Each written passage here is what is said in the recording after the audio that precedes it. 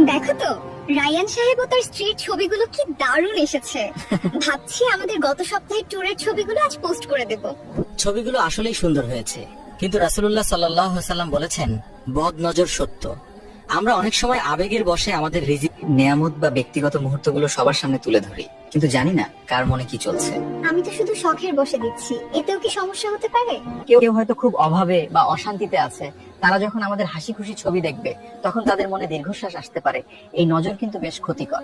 ঠিক বলেছো, আমি আসলে এভাবে ভেবে দেখিনি। আমাদের সবসময় বদ নজর এড়িয়ে চলতে হবে। যাদের তুমি শুভাকাঙ্ক্ষী মনে করো তাদের জানাও। আর আমরা যখন অন্যের কোনো কিছু দেখে মুগ্ধ হব, তখন যেন হিংসা না করে সরাসরি বারাকাল্লাহু ফিক বা মাশাআল্লাহ বলি।